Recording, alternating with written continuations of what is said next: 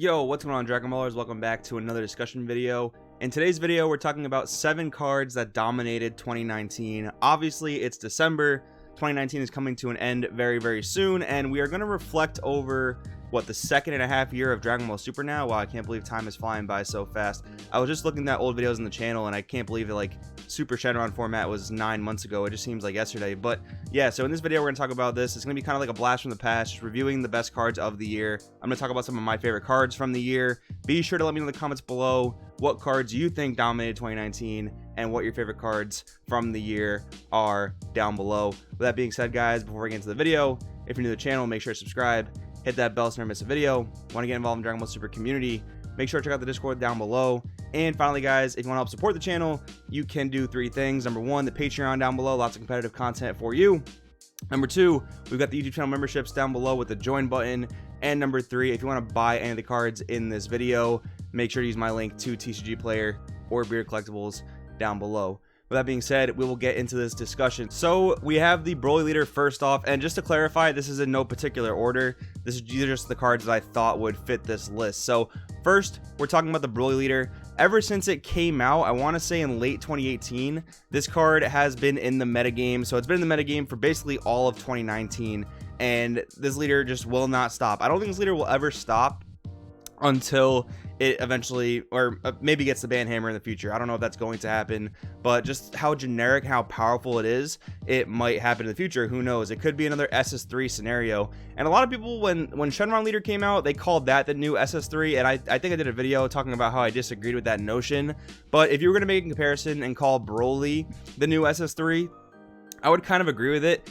The way we're seeing it shape up in the format now, it's kind of just like you put the best cards with the Broly leader, and it seems like that's just the best formula for success. But I want to talk about a little bit of this card's history. So when this card came out, it was insane because it was the first time we saw a Frieza army leader that had such powerful effects. Before that, there was Mecha Frieza and Ginyu, but Mecha Frieza got neutered into the ground with the errata of its effect, and this leader really outclassed Ginyu as the self-awakening cold bloodless leader, because Ginyu self-awaken didn't really do too much. Like, when you did take the life on the backside, you did gain the double strike, which was cool for ending games, but Broly was so much more versatile. It gained more advantage on the backside. It had an even more powerful effect, tapping battle cards, taking a life to restand cards. It was just so strong. What also came out around the same time as this leader was the Storm Engine. So Broly was the most powerful leader with the Storm Engine, and I'm talking about the Lineage Engine featuring Bardock the Progenitor, Scrambling Assault Sun Goten before all those cards got banned.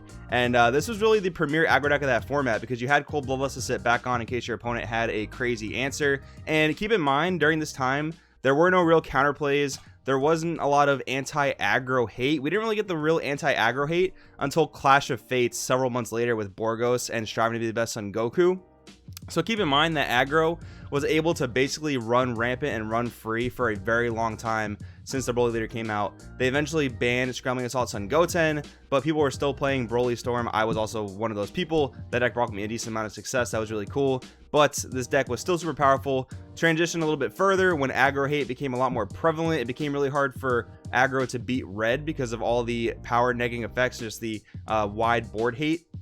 So they transitioned that into the Broly Height of Mastery deck, which again was one of the most dominant decks of a format. Back then when that deck first came out, when the Path to Greatness Power Booster came out, the 2 dominant, we called them turn 4 OTK decks. Basically if this deck got to turn 4, you almost auto lost. That was Broly Height of Mastery and Shenron Gogeta. There were other aggro decks in the format, Broly Storm was still a thing. I played Broly Storm in that format, and you also had other decks like Pan in that format, Baby Vegeta, things like that. But that's where that deck started to rise up, and then it just kept going up and up and up all the way until now. If you guys know what happened at Nationals, Yellow Broly won the entire event. It was Blue Yellow featuring our boy Grade 8 Bardock Raiders Warcry. Fun fact, Grade 8 Bardock Raiders Warcry, probably my favorite card in 2019 that came out, just throwing that out there. But when this card came out, it says yellow leader, and when you're looking for the best yellow leader in the game, you're looking at Broly the Awakened Threat. You add this in with Zento Button, and you have a real fix to Broly's problems. One of Broly's problems, and I wouldn't call it tier 0 or the best deck in the game no matter what, but it is probably one of the most powerful decks in the game. I wouldn't call it the best because it used to be really fragile, because to gain advantage on the front side you have to attack, draw a card, and take a life. If you don't take the life, you're not gaining advantage, which can really hurt you in the long run. But when the blue-yellow archetype came out featuring Zento Button and Grade 8 Bardock Radar's Warcry, that really solved all of Broly's problems because it fixed the fragility problem.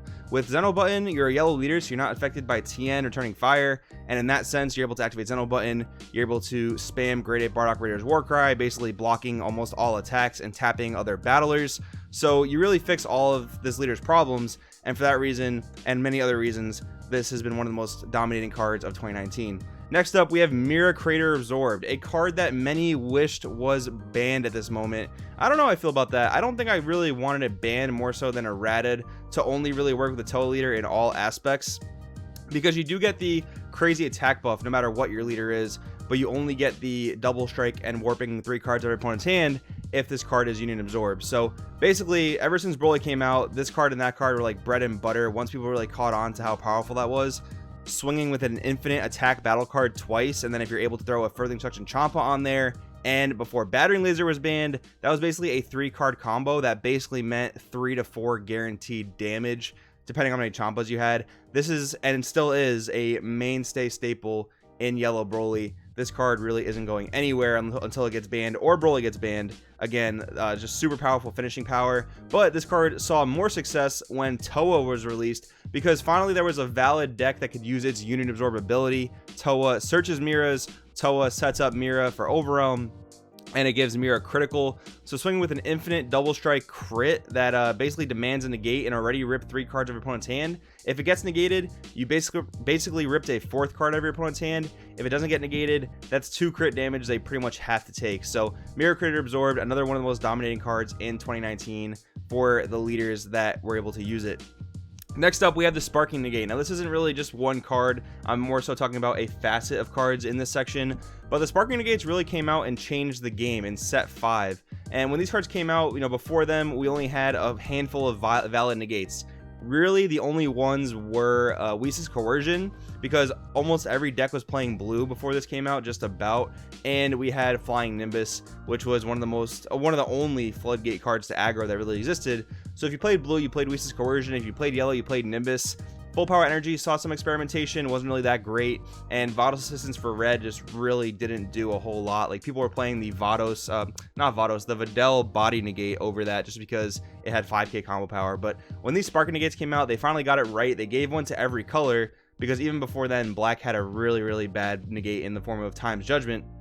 So when these cards came out, they became staples for their respective colors, and they won't really go anywhere. They really can't go anywhere unless they get power crept. Like, you'd have to come out with a Dimension Magic that untapped 3 energy, or a Shocking Death Ball that KO'd 3 drops or less. And the fact that they allow the flexibility of taking life is, again, just so strong. Like, there are going to be certain instances where your opponent's trying to attack your board and you want to protect your board, and you also want to self-awaken. Well, the Sparking Negates, they pretty much solve that problem, and they're just so strong. They have such excellent effects, just besides negating, Time Magic, tapping down attackers, After Image, decreasing an attacker for the entire turn, Dimension Magic giving you more energy, Power Burst recurring you advantage, and Shocking Death Ball KOing small threats. These cards just really dominated 2019. They saw play in every color they belong to.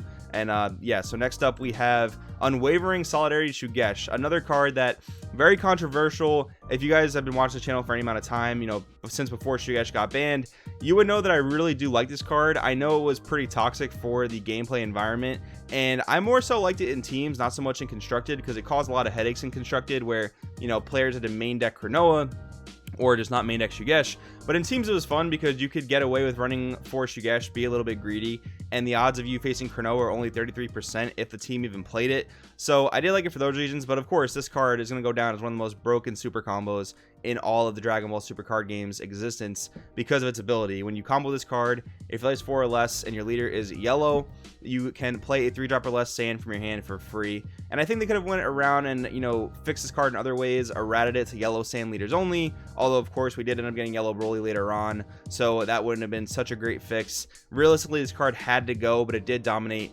a lot of 2019. Next up, we're talking about Zento Button. Now this card is really interesting because when it's bad, it's really bad, but when it's good, it is broken. So You could talk about this card in 2018 as well. The first time this saw real competitive success was in Hercule format, where Hercule was really the sleeper deck that kind of dominated Storm in a sense, at least for a little while anyway, and that was a red leader, so you were able to use Zento Button, and he gained advantages from comboing 10k combos. So you would play like Unbreakable Goku, combo that, draw one off the Unbreakable. The Hercule leader says draw another card when you have a card in your combo area, so you would basically draw 2 cards from an Unbreakable. That was the first time Zento Button saw a lot of success. Now of course we have the era of dual color cards, and in blue green and blue yellow, Zento Button is seeing a lot more success. This card is just so versatile, and the real problem with this card is you can't run it if your leader is red or blue, because TN Returning Fire does exist. That is a card that turns this card off, but if you're playing a yellow or green leader, this card, there's really no way to stop it unless you hard cast TN for 4, which for a lot of decks is way too costly and way too late. So Zento Button, I think another card dominated 2019. It was also a huge contender, a huge piece of the deck that won the 2019 Nationals, so I felt like it was worth mentioning. And finally, guys, the last 2 cards we have here. Number 1 is Miraculous Revival Shenron. Another one that I think it's when it's really bad, it's when it's not good, it's really bad, but when it's really good, it's absolutely broken. We saw formats where this deck just dominated, and the most recent one was Nationals format.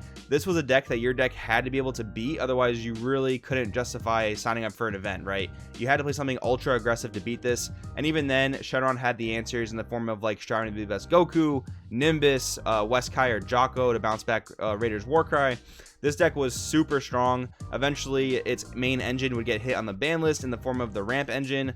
Really, it only got hit because World Peace got errated, but they did feel like they had to do something to this card. I completely agree with it. And yeah, we're not seeing too much of this guy in the format right now because it doesn't seem like he's overly broken. Because if you're not dropping a crazy absurd boss monster and giving it triple attack consistently, it's really not worth playing. Like Gogeta 7 is a little bit too fragile right now because it's too late in the game. There's a lot of really aggressive strategies out right now.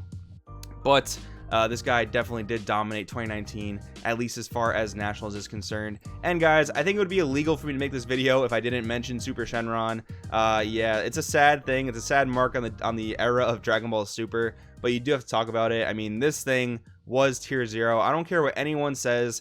This deck was nowhere near easily beatable by any strategy in the format. Even its quote-unquote bad matchup, Green Broly BR from the starter deck, once Shenron players realized they could just main deck the Bardock Fully Unleashed to answer those Brolys, this deck just was unstoppable. This deck won several tournaments. It continuously ramped up in popularity and in strength as its release came out in set 6. And from then on, it had to be banned, had to be addressed, as well as Child's Wish, which is probably another good contender for this video that I just didn't include. I can't include them all, guys, but again, let me know in the comments below what you guys think were the most dominant cards of 2019. Let me know what your favorite cards from 2019 were. Thanks for watching, guys. I'll see you next time.